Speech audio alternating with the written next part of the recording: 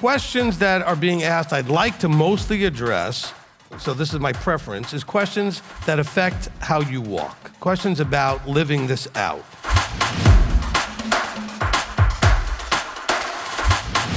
What he's always told me is, tell them that if they're doing what they're supposed to be doing, they'll be where they're supposed to be. But you need a teacher to teach you what it is you need to be doing.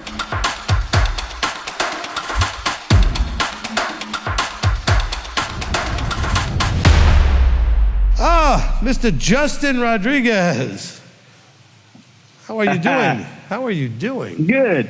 Shabbat Shalom, Rabbi. Shabbat Shalom. So you're in Idaho. Yes, I am. Maybe some of you remember Justin when he used to live a block from here. Yes, yep, a block. I think Shamash Rob moved a little closer, though. It'd be a toss-up, but I think you still would have been where you were the closest. Yeah, go ahead. I don't know. Anyway, my question is, so I do my best when I order products from, like, say, Amazon, for example, to have them come on during the week or on Sunday or things like that. Your phone is shaking or something, so your picture is very unsteady. Yeah, that's better. Okay, go ahead. So you order things from Amazon and that was my hands. They're getting old. Okay. Anyway, so I do my best to try to make sure stuff shows up on other days. Of course, sometimes you can't help that, due to whatever, and stuff will show up on Shabbat. Is it all right to grab it off the porch and bring it inside so it, doesn't get disappearing? All right. So absolutely. Okay. So first of all, I don't have that problem with my hands. No, I'm kidding. I'm kidding. All right. So look. Don't open the packages. Don't get all excited about what showed up. But certainly if you live someplace where the weather can be adverse, you don't want to just leave it outside. Or if you're in a neighborhood where leaving it outside, somebody might take it. So certainly it's not a problem that something shows up on Saturday that you take it in the house, okay? Just put it down and leave it till sundown, okay? It's not a big deal. We get stuff delivered all the time at all various days, and a lot of times it'll come when we really didn't want it to come, and even stuff gets delivered here. Okay, sometimes on Shabbat, it happens, okay? But if you can, when you go to order stuff like from Amazon, it tells you what day it's gonna come. And if it says Saturday, well then wait and order it, wait a day to order it so it comes after Saturday, okay? Because you can't really tell it what day to come, but it already tells you what day it's coming. Now it doesn't always come when it says, it'll give you sometimes a range. It is what it is, okay? Control what you can, have peace with the rest. First, I mentioned in the praise report that my daughter is moving here from Maryland. She's not in this walk, and so she's going to be staying in a little apartment that's in our detached garage, and while she gets settled in and everything. So I'm curious as to if she's paying a little bit of a rent while she gets up on her feet and stuff. Is there anything that we, as this being our property and our home and stuff, that we don't have to make her do certain things? Nope. I mean, because she's... All right, look, I understand where you're going with this. Okay, yeah. So how old's your daughter? She's 21. She's an adult, right? So first of all, even if she hadn't moved out and moved back in, if you have adult children in your house, okay, I don't want you pushing Torah observance on them at all. What I do want you to do is set boundaries on what you think is acceptable in your house. Maybe it's not acceptable to do drugs or to do certain things in the house. And you say, look, while you're at my house, you can't do this, right? So you should have some reasonable, respectful boundaries because it's your house. But they shouldn't be like, well, you have to keep the Sabbath or you have to do this. Okay, as long as they don't interrupt or disturb you keeping, that would be some of the rules I would set, okay? So like when my son stopped keeping a lot of things, I said, look, you do what you want to do, just don't disturb me, right? Whatever you're doing can't interrupt me. So you can't play loud music or some other thing that will distract me on a Friday night. So as long as you're in my house, I'm not going to force you to do anything. You're 18 plus, whatever, that's fine. Don't interrupt me. It's my house, right? Okay, so you want to stay here and get on your feet and save money, whatever, that's fine. So don't try to control what they do, but limit how they can affect you, okay? All right? And so if you don't want to bring in guys over, say, look, you can't bring them over the house if that's what you want to do. As far as like drugs and alcohol, same thing. You can have very reasonable expectations to say, if you stay here, these things are not acceptable in my house. But saying you have to keep the Sabbath or keep kosher unless it's in your kitchen, I mean, that's things that I think might be unreasonable. She's an adult. She should be able to do certain things. It's an apartment. If she's going to treat it like an apartment to pay rent, she should have a certain amount of autonomy in the apartment, okay? A certain amount, not full. It's still your house, right? Okay, so just figure out how you want to do it. Does that help, Rachel? Yes. And she's even said, I'll keep as much Torah as I can, but I don't think I can get Saturdays off and all that stuff. I said, no, I don't expect you to. It's Right. just, she knows the eating clean. She knows, that we keep Shabbat and all that stuff. She understands that, and she's been willing to accept that. Okay, wait, let me say one more thing. If, this is not for you, this is for other people. If you have children, adult children in your house, it is their problem how they get to work on Saturday. Don't you drive them there. Don't you pick them up if it's still Shabbat. They need to figure out how to drive and get a car and get themselves there. If they're adult children, their job is not your problem. I've seen this come up. I just want to preemptively throw that in there, okay? Because I've had people tell me about having to drop off their kid. No, you don't need to drop off your kid. Okay, your kid wants to work on Saturday, that's your kid's problem. That's not your problem. Remember, rules are adult children don't interfere with my observances. If your child is flying in on a Saturday, your child needs to figure out how to get home by themselves. If it's an airplane thing, I'm not picking them up. I'm not dropping them off. It's Shabbat. You might think that's being really harsh. No, they're adults. Why should I have to do all of that? Matter of fact, if they're an adult, unless it's convenient for me, they need to do it all themselves anyway. Why do I need to go change my whole life around just to go get you and drive you around? I did that when you were 10. Okay, I didn't have to do that when you're 18 and 20. All your children should learn how to drive. All your children should, the first thing they should be doing is making enough money to buy a car. Okay, and pay their insurance and everything else so that they are mobile. Okay, so my other question was about tithing. I was kind of reading the verses, and then I always go, not as I don't know, you'll understand, but I go to see how the Jews keep that, because I know that they kind of change things over time. They don't, but they don't keep it. Right, and that's what I found. But what I found in the process was that they don't keep the second tithe. They don't keep any of them. Right, but what I was saying was like they had it like lined up differently. Like maybe the second, it's the first and the second year, but you don't do this tithe on the third year, and so I was just wait. Why are you listening to people who don't do this? No, I didn't listen. I'm saying, but why would you even entertain what they're doing? They don't do this. I guess because I was trying to see because sometimes you say like, what does Big Brother Judah do? So I just sometimes wait, stop. If you're going to quote me correctly. Under what conditions do I seek out what Big Brother Judah does? Because I certainly didn't say under all circumstances. No. So what did I say though? What did I say? Say it every time. I don't remember. When something comes up that I have no other way to understand, right, then I will find out how they do it. Like for example, tzitzit. How do they make tzitzit? There's nothing in Scripture that tells you what the tzitzit will look like. Mm-hmm. But you have my tithing teaching. What do you need theirs for? Right. They don't tithe. I don't know. They charge membership. Yeah, okay? Sorry. They don't tithe. No, they don't. Okay, so why would you care what they do when it comes to tithing when they don't do it? Right. No, I was just looking to see something. I don't even remember now, but I was just curious about, how. Okay, I'm never going to be a resource to explain to you why other people do what they do or how they understand it. Because people come to me all the time. I watched the teaching and the teaching said this. I don't know what that teacher did or where they got it from. I know what I teach. Okay? Can't explain to you what they teach.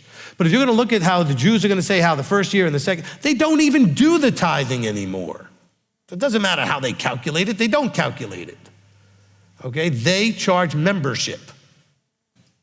Remember, Jewish person, used to be in a synagogue. My family went there forever. Membership is what they do. Okay? I talked to the rabbi of my family's synagogue and said, you guys are always broke and you never can afford anything is because you don't tithe. You taught your people to pay some membership fee, okay? Where's that anywhere in Scripture?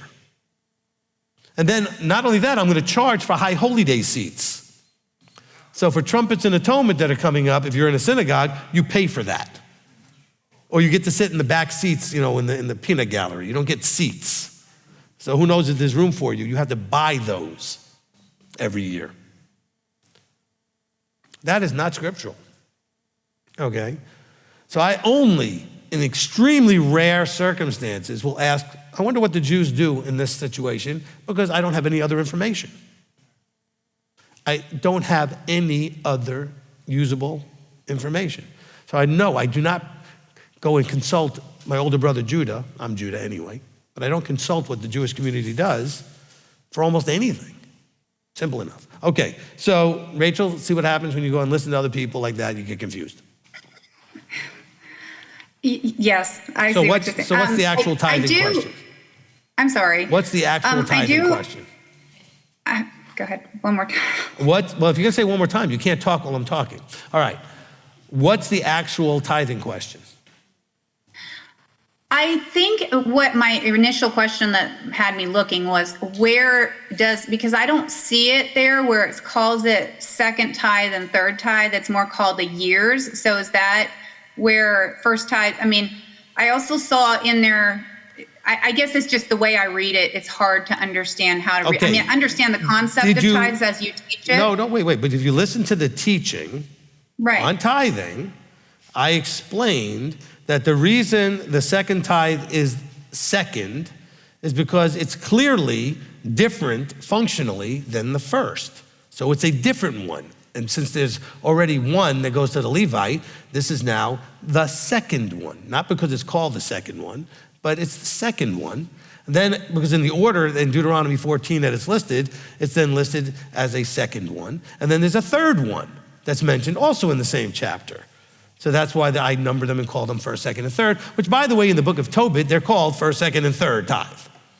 Okay? Now, that's not a scriptural book. It's it's an additional book that you see in Bibles that have these additional books. So it's an apocryphal book, okay? But it's still a book that's listed and does mention literally in the first chapter or two, it does literally list the three tithes, okay? And so I call them first, second, and third because the first one that he told us to do, that's for the Levite. We know that, it's simple, it's covered way before we get to Deuteronomy 14. But then all of a sudden we're being told about a tithe that's used for feast keeping and that you get to eat. That doesn't happen with the first one. So clearly it's something different. So I called it the second one, okay? And then another one is mentioned just for the poor.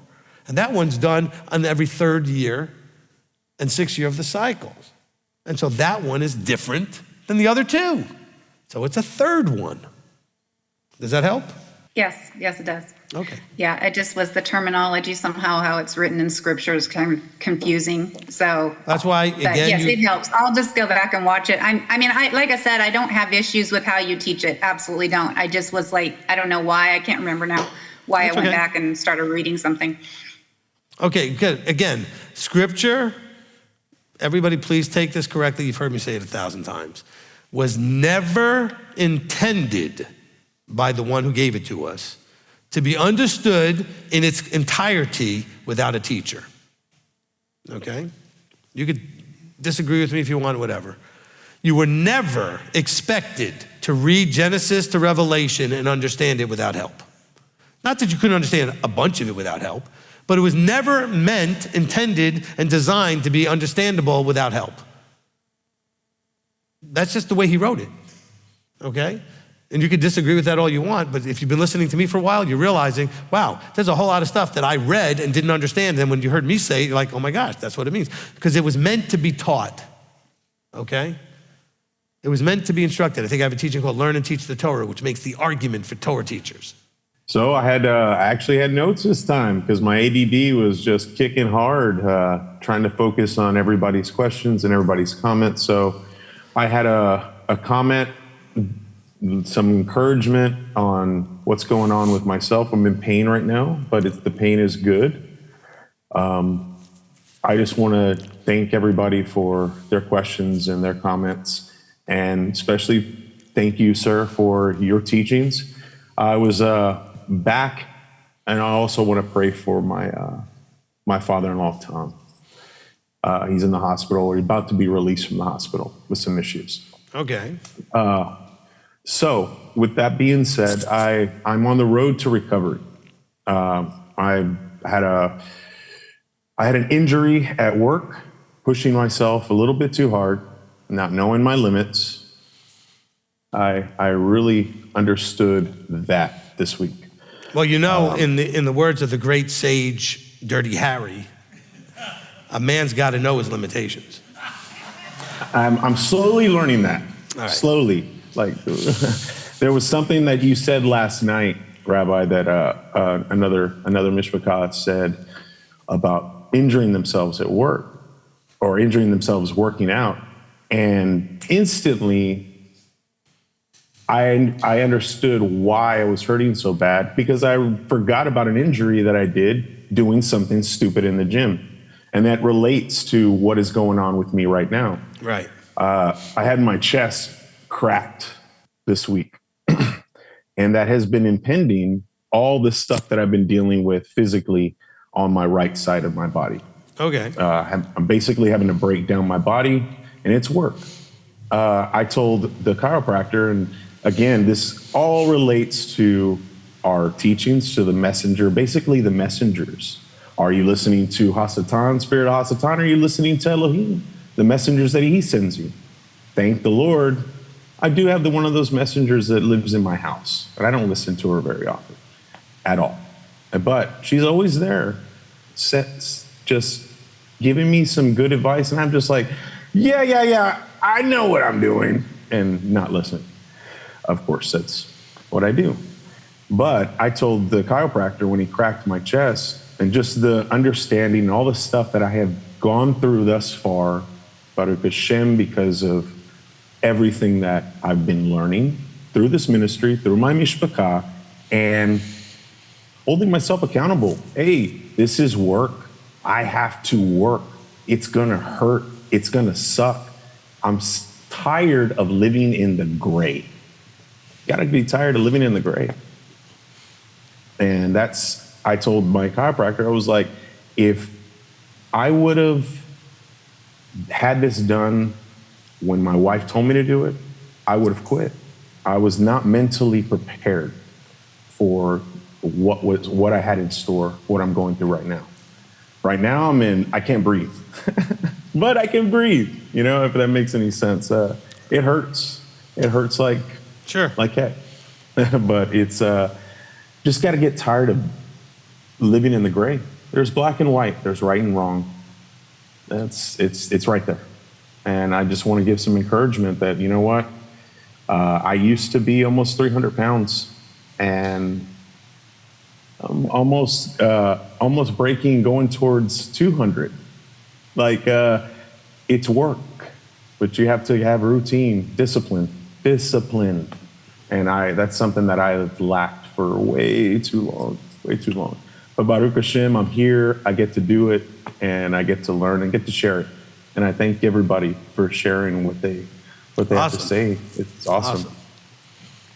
All right, did you have a question, or you just wanted to share that? Because it was great. I appreciate you sharing that. I wanted to share that. My question, well, it's not so much a question. I really love going backwards to your teachings and loving to see, Rabbi Steve, young Rabbi Steve, and his coming up.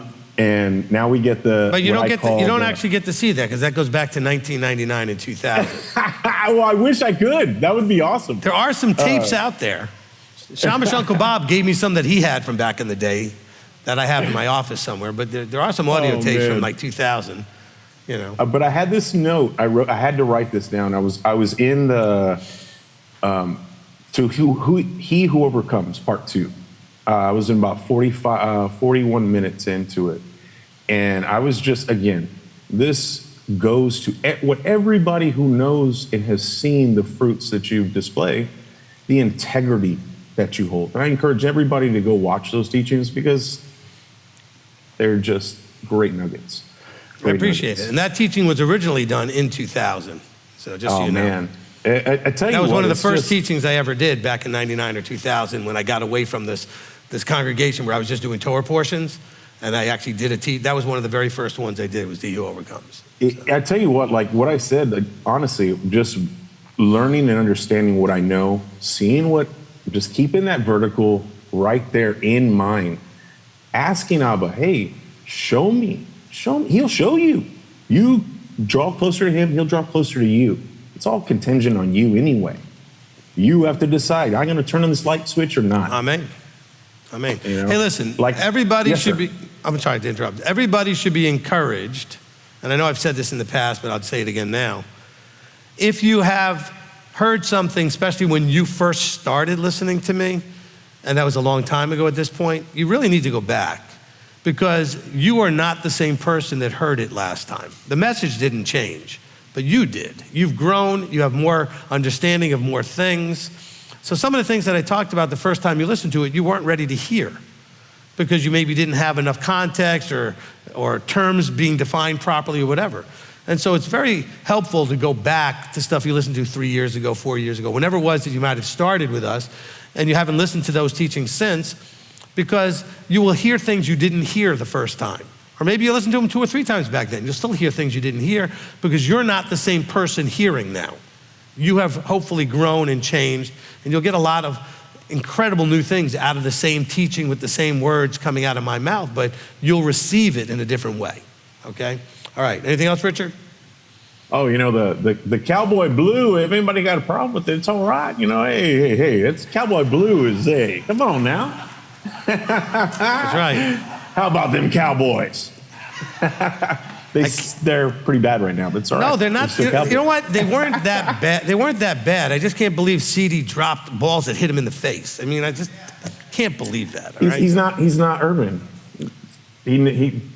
You know, you're gonna It's be just the a man. You can't, different game. listen, you're gonna be the man. You can't drop balls that hit you in the face. All right. That's so, right. I know you like that Philly fan over there. Be quiet. All right. Philly I love fan. you guys so much. You're just really lucky that he did that. You'd have lost that game. All right, so just be counting your blessings on that one. All right, because that was a game you should not have had so much trouble with. You should have beat us a lot easier than that. All right, anyway, what else That's you right. got? I got to deal with Philly I love fan you over guys here. so much. I love you guys so much. I can't wait to see you guys in person one day. Like, I'm working my way towards that. Well, And good, this is good. the We'd love to process. see you. I had to fix what was wrong. I kept on asking. I remember I called you earlier this year, and just like, I hate being stagnant. I've always worked. And the opportunities that came about, I can't do the physical things that I used to do Right. as well as I used to do it without really recovery, like learning that, you know what, maybe this is something I need to start shifting other things, other aspects. Thank God I'm listening. Okay, And that's all I'm trying to do. So what I would say, to close this up, what I would say is, number one, everybody really listen to the fact this man lost a bunch of weight because of discipline.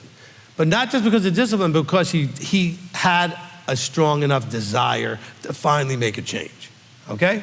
At some point, you gotta be, I had enough, right? You have to reach that intolerant level. Anything that you have in life that you're not liking, and it's still the way it is because you're still tolerating it. You won't make a change until it becomes intolerable. Okay, he said, just being in that gray became intolerable. Okay, so then he made some changes. So be inspired by that.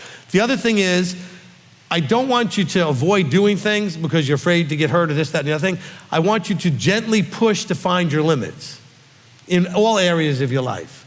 Everybody has limits. Find them, because if your limit is here and you've only pushed this far, when you could go this far, why aren't you moving towards your limit? Find out what you're capable of in terms of relationships, health, mental and emotional stability, all the physical things, your finances. Push yourself to see what you're capable of. Don't leave, listen, as a sports fan, don't leave anything, on the field. Put it all out there. Do everything you can, all right? And so, now don't push yourself so hard you get hurt. In other words, work your way up, and as you keep working, well, that wasn't so bad, I can do more. So push a little more, push a little more. Figure out what you can do. Because you can do more than you thought. We had a person here who had a back injury, and I kept saying, I think it's time for you to try to do more. Wasn't able to sit in a chair for a whole service, now can, okay? But there was an actual injury. But then as it was healing, fear prevented moving forward. That could happen to any of us. But with encouragement, she found out, wait a minute, I actually am much more physically capable than I thought. And now she's doing a lot of things without the fear, finding where the real limits are. And every now and then she pushes a little hard and realizes, okay, that was too much. Not enough to really hurt anything, but enough to go, probably that was about my limit. Push yourself, okay, to find your limits. Don't let your fear limit you. Don't let your other people telling you can't limit you. Find out what you actually can and can't do. All right? You'll be impressed and surprised to realize you can do a whole lot more than you thought you could. Okay? If you go about it right, with a little bit of wisdom. As in regards to the question I asked earlier, the second one. I didn't think you actually asked the question, the second one. I was left a little bit confused because I'm not understanding. I think I heard you say that I asked the same question over again, and that it's my fault if I'm asking the wrong person, and I'm not getting, All right, let me say it again. If you are asking the same question over and over again, meaning you ask the question and a week later you're asking the same question, or whatever, you're asking the same question, then either you're not getting a good answer, which is why you're asking the question, because you took what was given to you and it didn't work or something, or you're just not listening. Because if you were given an answer, either it was the right answer or the wrong answer, okay? But if you keep asking the same person the same question, which often is me, okay, working with you, Ernesto, sometimes you just don't listen. But that's not just you, it's everybody. I'm not trying to pick on him in front of everybody, embarrass him. Everybody has this challenge from time to time where you just don't listen. Matter of fact, it's an epidemic in our ministry, okay? People just don't listen. You could ask Elder, he's nodding his head, because listening is hard to do when it runs up against your emotional reasons why you don't want to do it, or you're afraid to do it, or whatever, okay? And so we often don't listen because we have an inner argument against it, okay? So if you're asking the same question, which by the way, people will come to us and Elder asks the same question, I'll ask you, what happened last time we talked about this? Did you do what we told you to do? No. Okay. All right. So go do what we told you to do. And that's what that happens consistently on a regular basis. People will come to us and we'll be like, well, did you do what we told you to do? No. Well, why not? Excuses are for you. Okay? There'll be a bunch of excuses. Elder says the excuses are for you. But that's what I'll hear. So, Ernesto, if you ask me the same question, which you've done in many cases, it's either because you don't like the answer and you think I'm not the right person to ask, or you're just not listening, okay? Did that make more sense now? Well, I don't know. I take it you're generalizing because I don't know if you even asked me. Did you do what I asked you to do? Ernesto, I'm being very specific to you, okay? Since you came back in here, you asked this question, you don't listen, okay? I don't listen, so did you ask me if I had done any of the things that you asked of me to do, or you advised me to do? Ernesto, you will call us and say things that prove you didn't listen.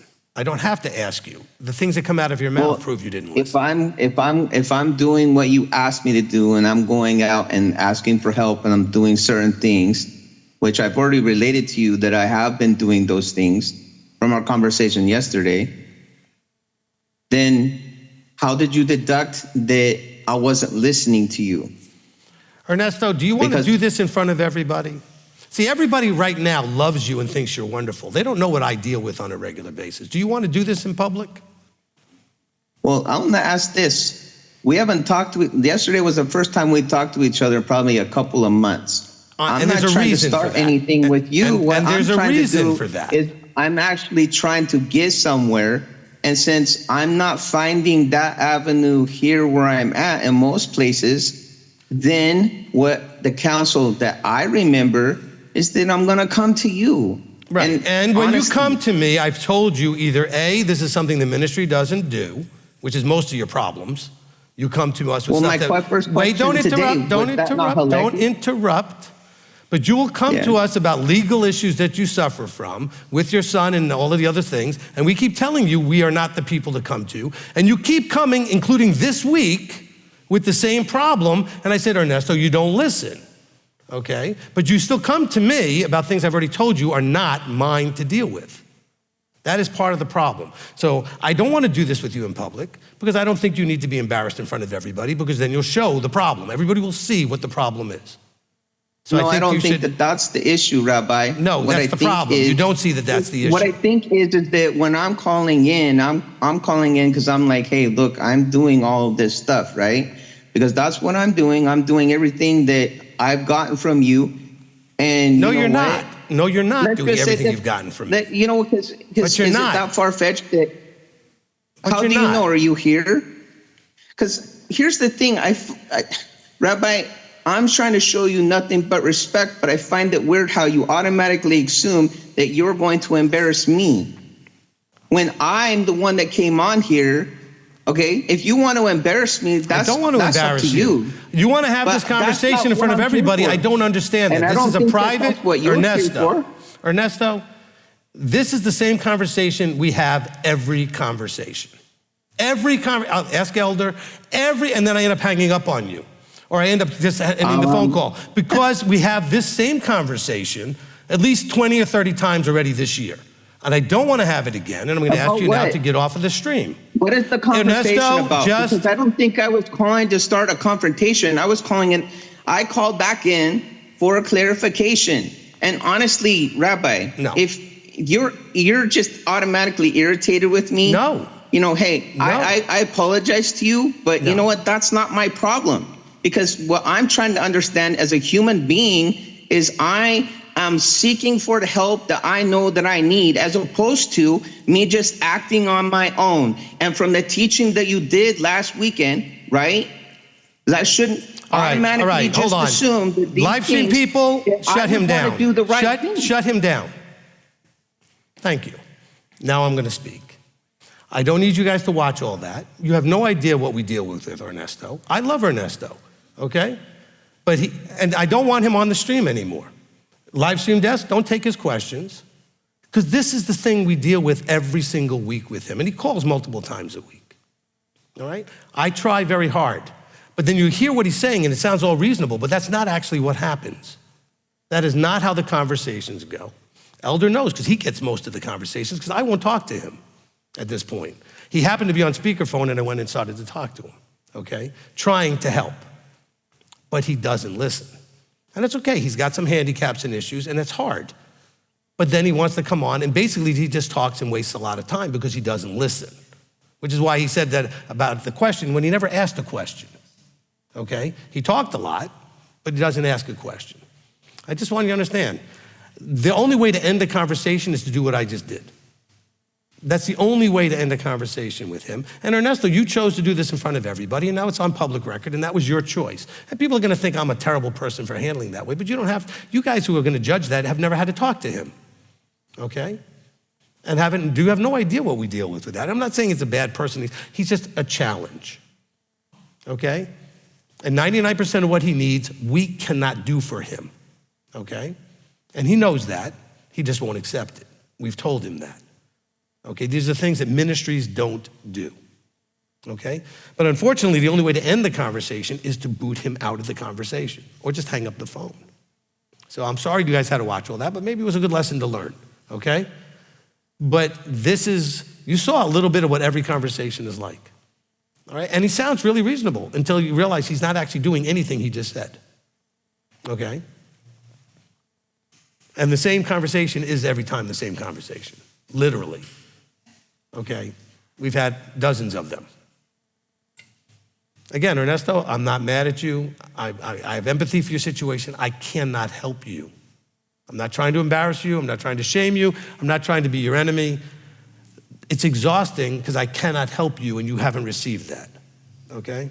But I cannot help you. Not that I won't, I can't. There's nothing I can do to help you, okay? I know the problems you're actually dealing with, and there's things I cannot do anything with. And so I apologize if it was rude, and anybody else thought it was rude, I'm sorry for that. But then again, you don't know the whole story, okay? Which is why I almost didn't call him up the first time, because I knew we were gonna end up like this. But the first time went okay. But I almost didn't, and I don't know why you guys put him in there, because I would have told you guys, just let's not deal with that in public. Ernesto, you need to talk to me only in private, if at all, okay? You don't need to do stuff in public. You don't need to type into the chat.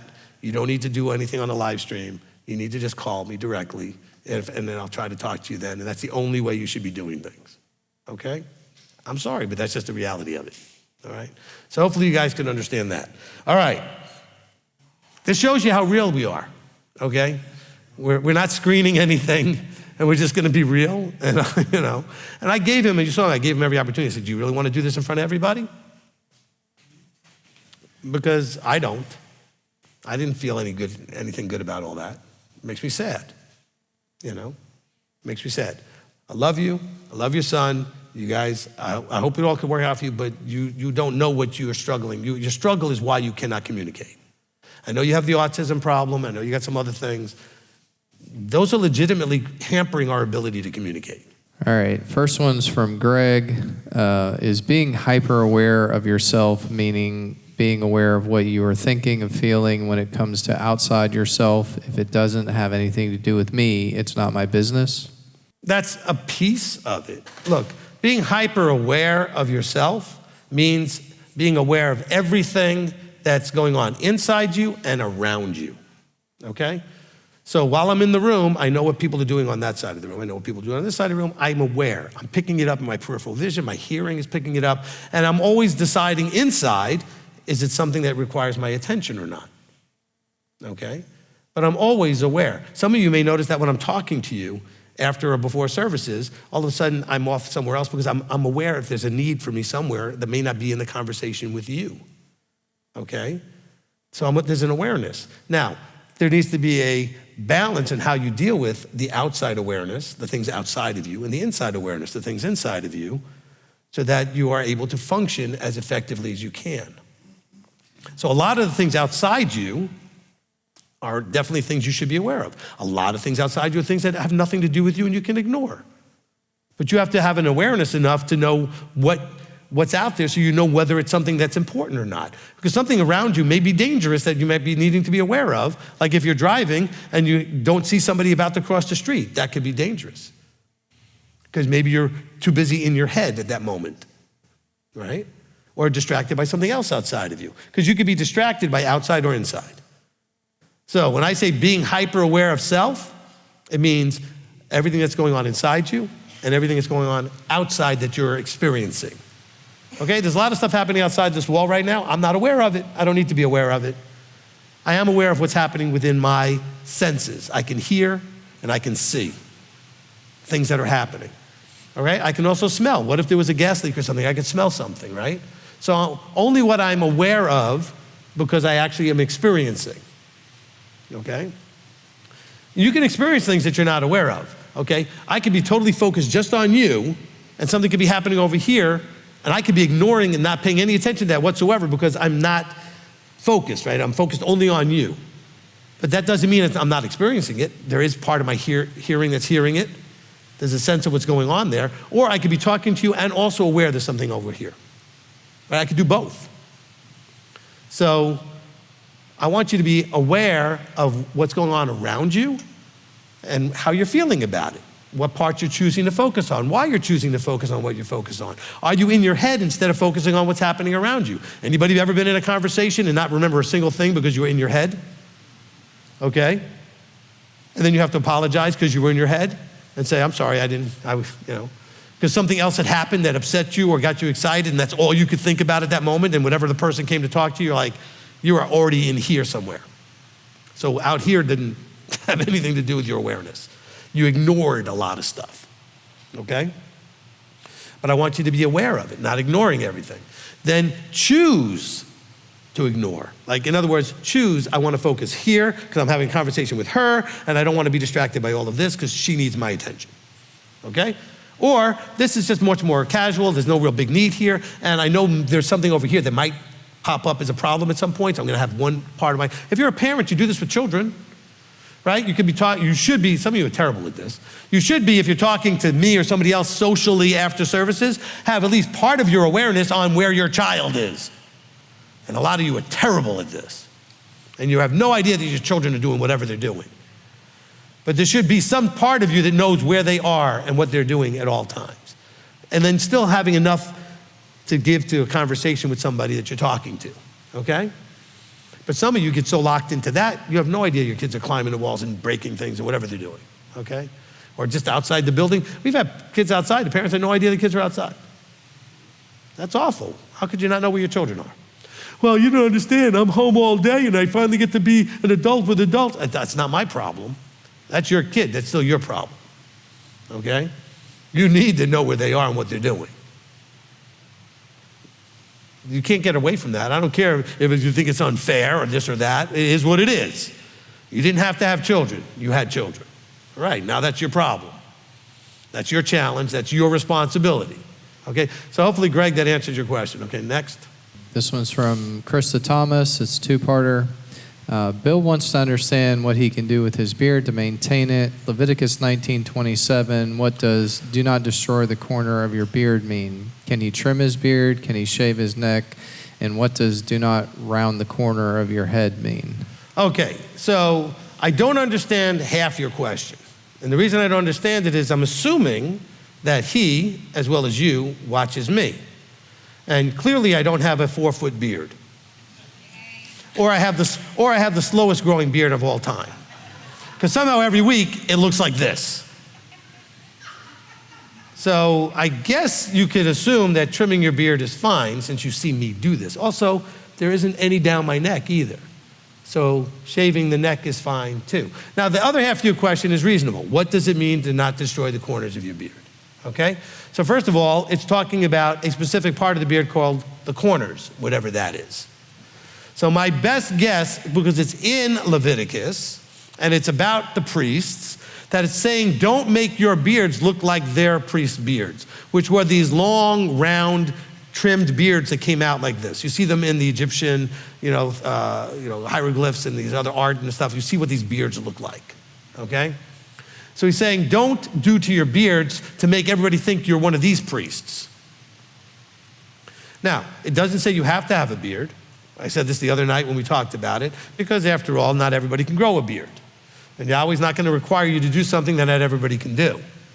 However, trim it or not, keep it all neat if not, whatever it is, listen, mine, a lot of it has to do with, and I think this is totally fair, how your wife feels about it. She's got to look at you. She's got to decide whether or not she wants to kiss that mess, okay? Ladies are laughing, all right? Look, my wife's not the biggest fan of the beard in terms of kissing me with a beard. And I used to keep it half a year, okay? I don't like shaving, so I shave once a week to trim up the cheeks and the neck just to and trim it up a little bit, maybe twice. But to give her the clean face, I would keep the beard cut off from Passover to Sukkot, and then I'd grow it from Sukkot to Passover in the winter, all right? So people that know me way back, like Uncle Bob does, Shamash Uncle Bob, which is back from like 99, 2000, 2001. Okay, so he used to see me with the beard and without the beard every year.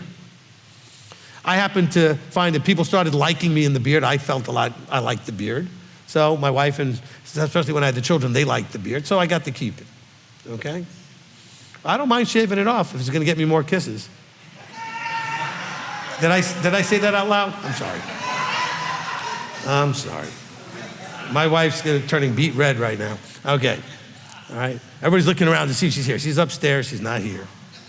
All right, she's with the children's program. Okay, so do not destroy the corner of the beard. We don't know exactly what that phrase means, okay? It really has to do with not looking like their priests, okay? So if anything, and some of you are going to get mad at me, it would have more the idea of not having the goatee or the Van Dyke kind of thing going on, okay? And I had that growing up like everybody else did in the 90s, the Andre Agassi look. I had a buzz cut and the goatee, a Van Dyke thing going on. Then I stopped when I was at the gym one day and realized everybody looked like that. And I don't like necessarily just looking like everybody, so I stopped doing it. Because back then, everybody buzzed their head and had this little, beard thing going on.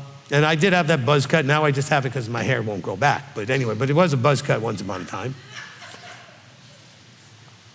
Anyway. So hopefully that answered the question. So yes, he can shave his neck. Yes, he can trim his beard and have it as long as he wants. I think grooming is attractive. Men understand good grooming is attractive to ladies, okay? So I would recommend that you do pay some attention to your grooming. And that would include your beard, not having hairs just flying out all over the place. And by the way, your ears and your nose too, please. Some of the ladies are like, thank you, Rabbi. Okay, if somebody is thinking about braiding what's coming out of your ear, that's not a good sign, okay? And if I can't tell where your nose and your mustache end because it's kind of foresting into both, that might be a problem. Just saying. Okay? There should be a clear separation for where your nostril ends and your beard and mustache start. All right? Anyway. So spend a little bit of time grooming, okay? Look, ladies, help your husbands out. Doing the ear is hard to do yourself. So you ask him if you can help him, and then you can help get in there and clean up the hairs there. Because it's hard to get to, right? I can do my nose, it's hard to do my ear. I can't see it, I don't know if I got everything. So ladies, help them out. All right. How we ended up here is because I guess I'm just being silly. Okay, let's get to the next one, because the children are coming down. So one more, we'll see if we can squeeze one more in here. Let's see, one more. We'll go to Olivia Dirth, two-parter. Well, we have to get Olivia Dirth in. Yeah. She wasn't able to get on the Zoom today. So. Well, because she's local, but she can't always get here. So I don't mind that she's in either one. Go ahead, Olivia. From Deuteronomy 7, 25 and 26, can carved images be applied to previous teachings and doctrines or teachers we once believed and held up as though like silver or gold? Like how easy it was to get everlasting life, etc., it can become a snare? I think it's a little bit of a stretch in general. I like it, though, in this, the ending part we said becoming a snare. Because in verse 25 it says, as far as the carved images, it says, don't take them for yourself, etc., lest you be snared by it, okay? So yes, from the point of view of stumbling block and being a snare, previous teachers are especially problematic if you have an emotional attachment to a previous teacher, especially from Christianity, okay? Because I got people still will send me teachings that they are all impressed with that are by mainstream Christians. I'm like, why are you sending this to me? Okay, I'm not interested, all right? Okay, whatever they figured out about subject A, if they still haven't figured out Torah observance, then I don't really care what they figured out about this subject, all right? And so, but some people will say, oh, but you don't know how important that teacher was in my growing up. It's a previous teacher. Do you know how many teachers I keep in touch with from elementary school, junior high school, and high school and college? 0. They were all influential, some of them very nicely and very positively impactful in my life. Then, not now. They served a purpose, okay? There was a gentleman that's no longer with our ministry. I don't have any relationship with him anymore, but you know what he did? He provided me with Rabbi Tom. He's the one that recommended Rabbi Tom check me out as a ministry. So emotionally, I really appreciate that I met him first. Because of him, I got to meet Rabbi Tom. However, I don't have any relationship with the guy. I don't have some emotional attachment because this profoundly impactful thing happened because of him. Because it's been a tremendous impact to have Rabbi Tom available to me these years, okay? And impactful for all of you. But that being said, I don't have an emotional attachment to this other guy.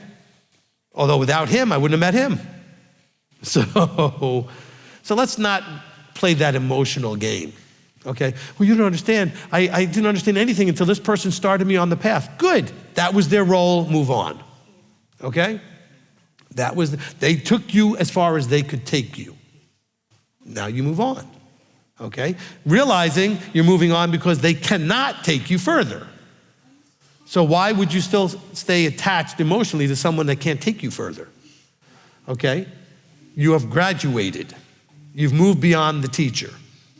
So time to move on, okay? Just understand that kind of thing. I think, you know what, I think one of the things that might be interesting to look at is if it's an Ephesians 4:11 teacher, you probably won't ever get beyond them. I mean, if you do, you should move on, I suppose. But I'm just saying, I think those people would be hard to move beyond because they have that role to keep being that impactful person taking you further and further along. Okay? But that's the whole point is, other people had a purpose and a role. Good, appreciate that. But be careful that they don't, as she said in here, they don't end up being something that can ensnare you, something that can snare you. And in other words, what does a snare do? It keeps you from moving, right? It traps you, it grabs you like a snare for an animal, like a wild animal gets caught in a trap, a snare. It's trapped. So you don't want these things to trap you, okay? That's the thing, you don't want to be trapped by them. So thank you, Olivia, very good. From Lisa Bellows, the day Joshua told the sun to stand still so he could finish killing the giants, could this be the longest day of the year? It was that year.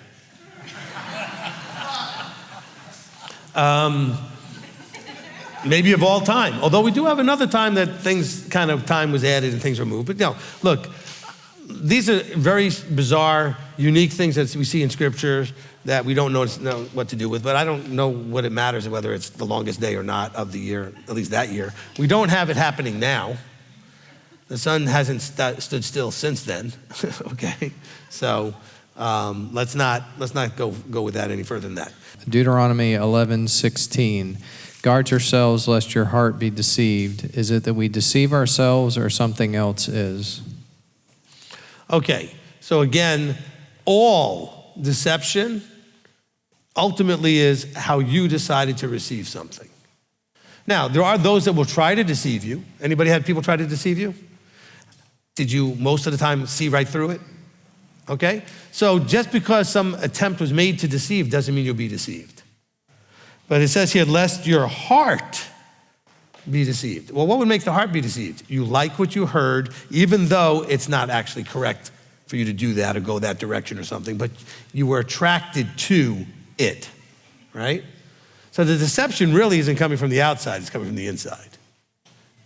You choose to be deceived. In other words, to go with the deception. It's not like you said, I'd like to be deceived today.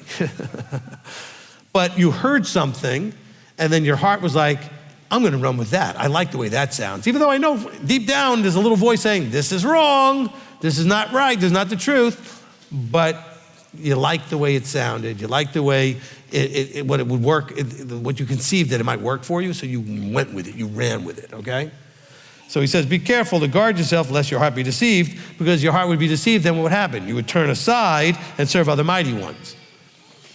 That's where your heart would say, I like what they're doing. That looks like it's working better than what I've got over here. That looks like it's better because it allowed me to do what I want to do over there, which I can't do over here, whatever. It's all happening in you, okay? It's all happening in you. All right, good question, Olivia. All right, so that's it for zone one.